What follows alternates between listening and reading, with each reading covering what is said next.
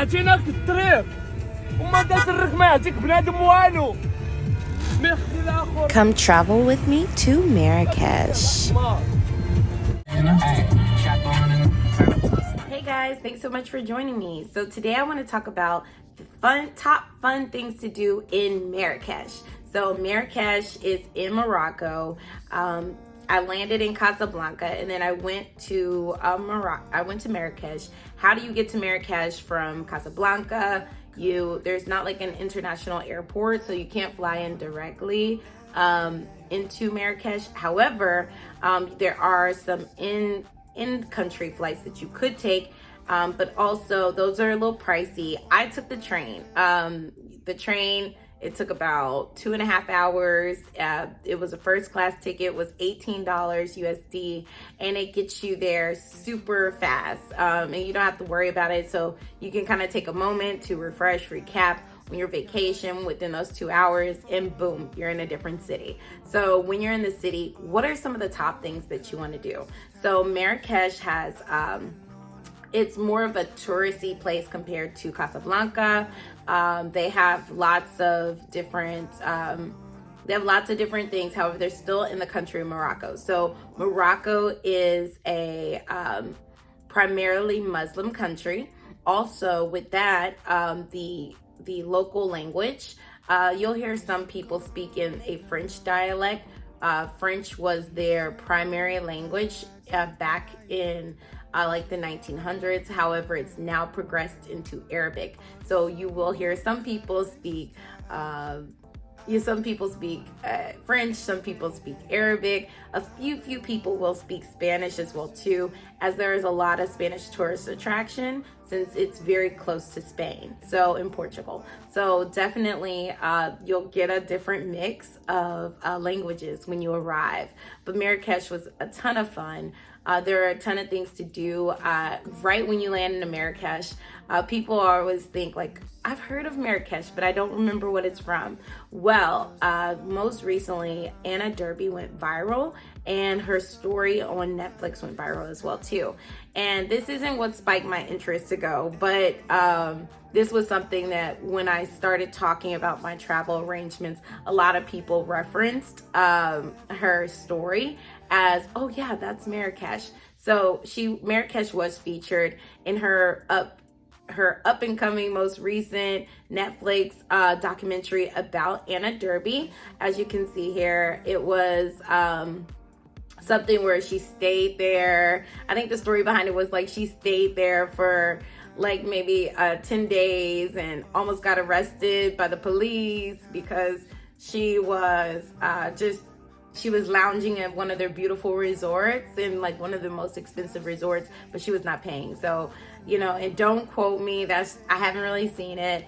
I saw bits and pieces. So I'm telling you, that's kind of like where a lot of people reference it. However, it's so much more than that. One thing that I do note from her Netflix show is she didn't get a chance to go off of the campus as far as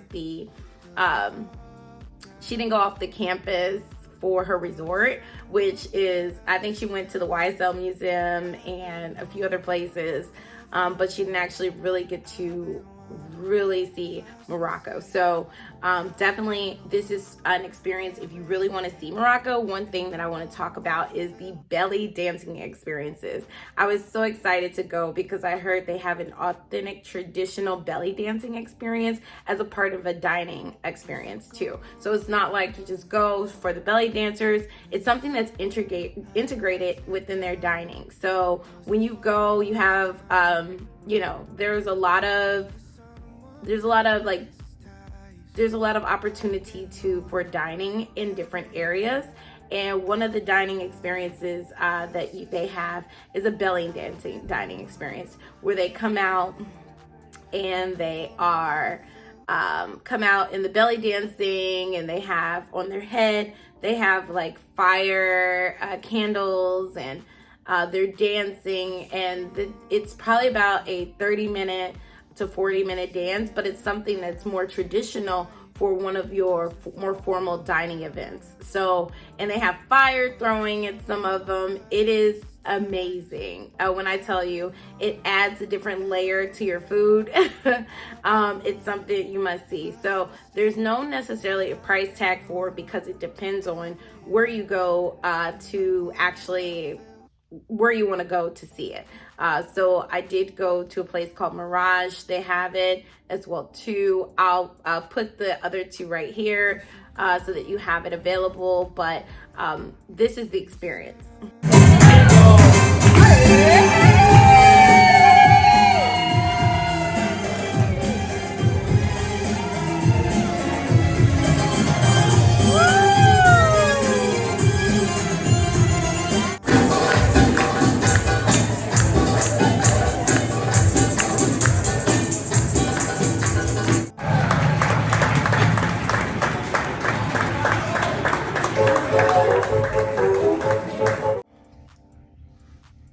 So now that you saw the experience as far as the dining, there's something else, the Medina Market. So the Medina Market was super exciting to me. When they tell you about it, they're like, there's a market in the center city with the clock and you have to go visit. So the Medina Market is in the center of Marrakesh, and it's housed by one of their more traditional mosques. Or not housed, but it's around one of the more traditional mosques. It's free admission to get inside. However, they're pictured the biggest, greatest market in the world. It took about 3 days, and I only got to actually visit half of it. So the Medina Market houses everything you can think of.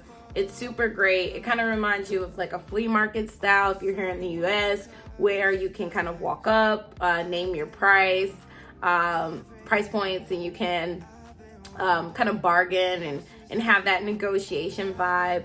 Also in the markets, they have everything from produce to clothing to pharmacies to local pharmacies and the government pharmacies. And in the government pharmacies, they'll do like a special tour to let you know that they're a government agency versus the local ones. And then you have the shops as far as the inside the market. They also have like small, kind of like a mall where you can go in, and there's like maybe 2 to 3 levels of different shopping centers within inside. So they have that, and clothing, custom made caftans are everywhere.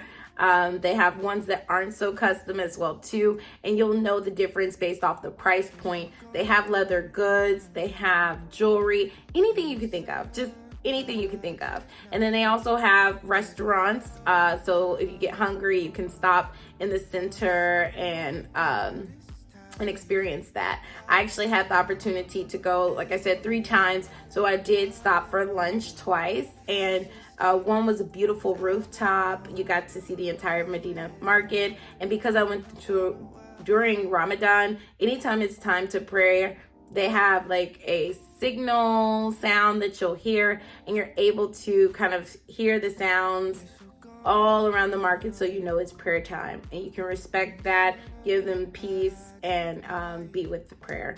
So here is like a clip of the Medina Market.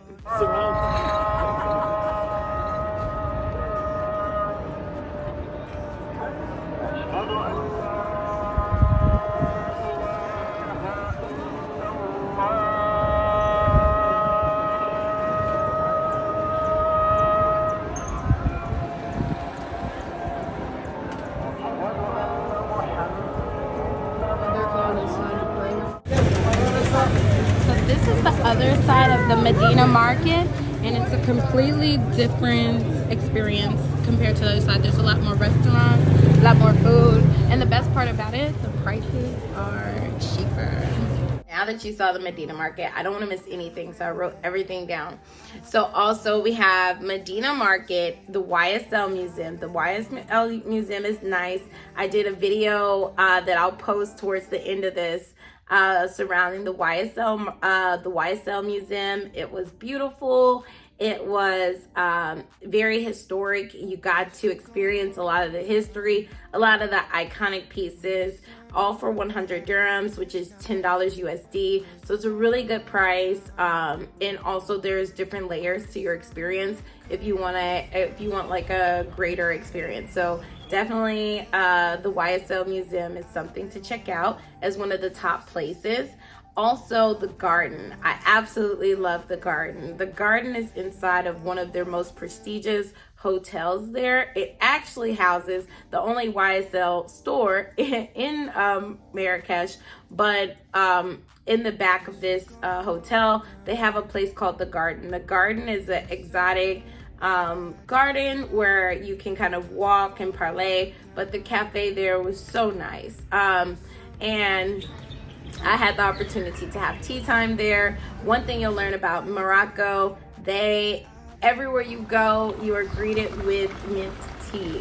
I love the mint tea. The way they make it is superb. I brought it back home, tried to make it here. It is not the same. You have to be there. So definitely when you're there, if you're greeted with the tea, definitely don't be surprised. It's everywhere. As you can see, there's a special way they pour it and everything. So I highly recommend that you have tea time somewhere. And if you were to go somewhere, it would be the garden. There is an admission for the garden to get inside during certain hours if you go before hours, but there is a time when it's actually free around 9 a.m. So I would highly recommend that you go. At night, it turns into a club, so you're able to also go for drinks in the evening, or just a sit-down meal. They do dinner as well too. Their dinner does not come with the belly dancing experience, just FYI, but it is a nice place for you to go if you're wanting to have a more formal dinner and drinks. And they have live music during the nighttime as well too. So that's why it's highly rated on my list of things to do. And then lastly, it was definitely fun to see Medina. Medina has a very old style, as you can see. It's very, it gives a very historic vibe. It's very nice. The people are very nice. However, you can also check out the new Medina. So that's considered, that's considered the old Marrakesh. And you may want to check out the new Marrakesh. New Marrakesh has like the Zara, and it's like a whole nother world. They have like the American fast food chains. But it's more of a city vibe. They do have different lounges and cafes over there as well too. I was able to do a horse carriage ride around the entire city. Currently we're riding on horses. They take you around the city and they like do a sightseeing tour. I got to see the new Medina and the old Medina, and of course with the horse carriage ride, I was able to take stops and hop out and see what I could see. So it's definitely a really, really exciting experience if you're able to check it out. Things to do in Marrakesh, feel free to check out my videos down below. Cheers.